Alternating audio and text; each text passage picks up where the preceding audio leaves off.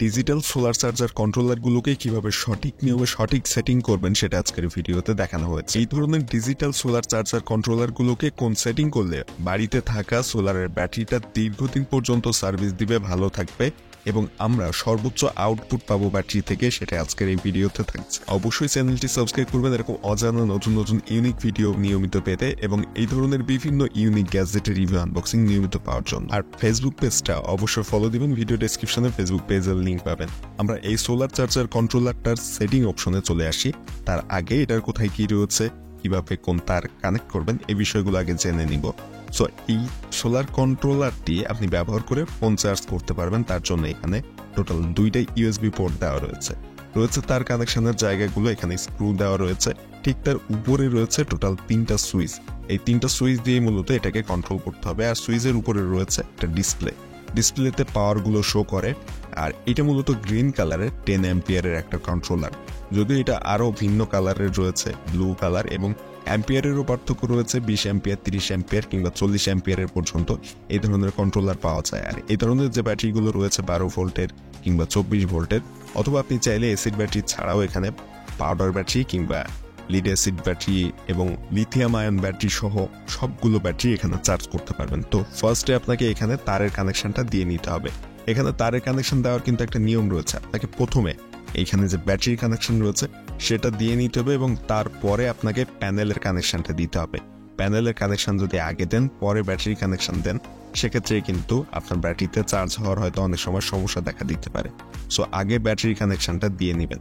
আর তার আগে যদি আউটপুটের যে লাইটের কানেকশন রয়েছে সেটা দিয়ে নিতে পারেন তাহলে আরো ভালো হয়। তো এই হচ্ছে এটাতে তার কানেকশন দেওয়ার নিয়মগুলো। এখন এই সুইচ 3টা যে রয়েছে কোনটার কাজ কি সেটা আমরা দেখব। এই সাইডে যে সুইচটা রয়েছে একেবারে ডান পাশে, এটা অফ অন এবং একইভাবে মাইনাস অপশন।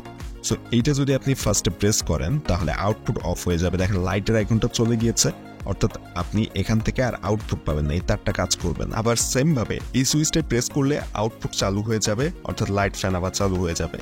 আর এর বাম পাশে যে সুইচটা রয়েছে প্লাস সুইচ, এবং একেবারে বাম পাশের যে সুইচটা এটা হচ্ছে সেটিং এর যাবতীয় সবকিছু কন্ট্রোল করে, অর্থাৎ মেনু সুইচ। এটা যদি আপনি একবার প্রেস করেন দেখেন ফার্স্টে 14.1 দেখাচ্ছে এবং প্যানেল থেকে যে কানেকশনটা ব্যাটারিতে আসছে সেটার অপশন দেখাচ্ছে, অর্থাৎ প্যানেল থেকে ব্যাটারিতে কত ভোল্ট আসবে সেটা আপনি এখান থেকে সেট করতে পারবেন। এটা কিন্তু চেঞ্জ করা যায়, আমি একটু পরে দেখাচ্ছি চেঞ্জ করার অপশন। তো এই মেনু সুইচ একবার প্রেস করলে প্যানেল থেকে কত ভোল্টে আপনার ব্যাটারিটাকে চার্জ করবেন সেটা দেখাবে। দ্বিতীয়বার প্রেস করলে ব্যাটারি থেকে আপনি লাইট বা ফ্যানে কত ভোল্ট দিতে চাচ্ছেন সেটা সেট করতে পারবেন। এখানে 12.3 আছে, আপনি কিন্তু এটা বাড়াতে বা কমাতে পারবেন। আরেকবার প্রেস করলে এখানে লো কাট অফ কত ভোল্টে সেটা দেখাবে, অর্থাৎ আপনার ব্যাটারি কত ভোল্টে চার্জ নেমে আসলে আপনার আউটপুট অর্থাৎ লাইট বা ফ্যান বন্ধ হয়ে যাবে সকল লাইন। এটাও কিন্তু আপনি চেঞ্জ করতে পারবেন, বাড়াতে বা কমাতে পারবেন। সো এটা 11 বা 10 রাখতে পারেন। এরপরে আরো একবার মেনু সুইচ প্রেস করলে কত ঘন্টা এটা থেকে আপনি বিদ্যুৎ সাপ্লাই নিতে চাচ্ছেন সেটা এখানে দেখতে পারবেন, অর্থাৎ টাইমার সেট করতে পারেন 24 ঘন্টা, 12 ঘন্টা, 6 ঘন্টা বা 1 ঘন্টা, যতক্ষণ আপনি এটা চালাতে চান সেটা। এবং আরো একবার প্রেস করলে এখানে কোন ধরনের ব্যাটারি আপনি চার্জ করতে চাচ্ছেন সেইটা কিন্তু এখানে রয়েছে।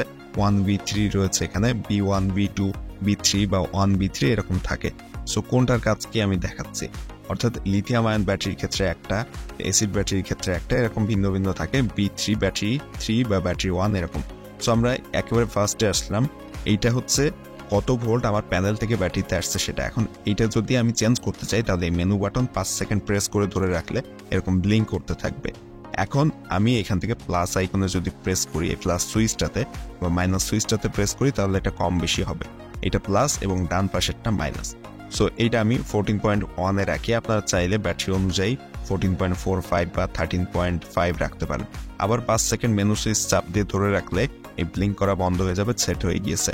ওইটা হাই কাট অফ ছিল। সো এখন আরেকবার প্রেস করলাম, এখন এসেছে আমার ব্যাটারি থেকে লাইট বা ফ্যানে কত ভোল্ট আমি দিতে চাচ্ছি। এটাও একইভাবে এই মেনু সুইচ 5 সেকেন্ড প্রেস করে ধরে রাখলে ব্লিঙ্ক করা শুরু করলে এখান থেকে প্লাস বা মাইনাস যে বাটন রয়েছে সেটা প্রেস করে কম বা বেশি করে নিতে পারবেন। এরপর আবার 5 সেকেন্ড প্রেস করে ধরে রাখলে ব্লিঙ্ক করা বন্ধ হয়ে যাবে। পরবর্তী অপশনে যাওয়ার জন্য আবার এটাকে প্রেস করতে হবে। এটা কিন্তু লো কাট অফ 10.8, অর্থাৎ এই ভোল্টে আসলে ব্যাটারি পাওয়ার দেওয়া বন্ধ করে দিবে। আবার প্রেস করলে আমাদের এই যে ব্যাটারি মোডে চলে আসবে, কোন ধরনের ব্যাটারি চার্জ করতে চাচ্ছি সেটা। এখানে একইভাবে মেনু অপশন 5 সেকেন্ড ধরে রাখলে এরকম ব্লিঙ্ক করবে, দেন প্লাস মাইনাসে ক্লিক করে আমরা এটা চেঞ্জ করতে পারবো। এখানে মূলত B1 বলতে লিথিয়াম আয়ন ব্যাটারি, B2 হচ্ছে পাউডার ব্যাটারি এবং B3 হচ্ছে অ্যাসিড ব্যাটারি। অর্থাৎ আপনি এই যে সেটিংগুলো করেছেন এখানে কিন্তু B1, B2 বা B3 আপনার এই ধরনের ব্যাটারি থাকলে আপনি এইটা সেট করে দিবেন এখান থেকে। এরপরে আপনি সেটিংগুলো যেগুলো দেখালাম ওইগুলো করে আসবেন। এখন কিন্তু 13.4 ভোল্ট আসছে প্যানেল থেকে, কিন্তু আমাদের সেট করা 14.1। এবং এখানে দেখেন সবগুলো সেটিং আমরা কিন্তু আবার এই সুইচটা প্রেস করে চেক করে নিতে পারবো যে কোন সেটিংয়ে কি আমরা সেট করে রেখেছে সেটা। সো এখন এই জায়গাটায় আমরা রয়েছি, দেখেন 13.4 ভোল্ট আসছে প্যানেল থেকে। আর এইখানে ফোন চার্জ করতে পারবেন একইভাবে, যদিও বাইরে এখন একটু রোদ কম সে কারণে এখানে 13.4 ভোল্ট আসছে। সো আমাদের ব্যাটারি যে হাই কাট অফ সেটা সেট করা রয়েছে 14.1। রোদ যদি বেশি হয় তাহলে 14.1 পর্যন্ত ভোল্ট আসার পরে কিন্তু এই কন্ট্রোলার এটাকে কাট অফ করে দিবে। আমাদের ব্যাটারি ভোল্টেজ আর এর বেশি কিন্তু উঠবে না। আবার একইভাবে 10.8 সেট করা রয়েছে আমাদের লো কাট অফ, অর্থাৎ এই ভোল্টেজের নিচে আমাদের ব্যাটারি চার্জ কমে আসলে আমাদের সকল লাইন অফ হয়ে যাবে। তো এই সেটিংগুলো আপনাদের ব্যাটারি অনুযায়ী আপনারা চেঞ্জ করে নিতে পারেন কন্ট্রোলারটি ব্যবহার করে, এবং প্রয়োজনীয় সেটিংটা সেট করবেন। ভিডিও ভালো লাগলে সাবস্ক্রাইব করবেন, ফেসবুক পেজটি ফলো দিবেন, ভিডিওতে একটা লাইক দিবেন।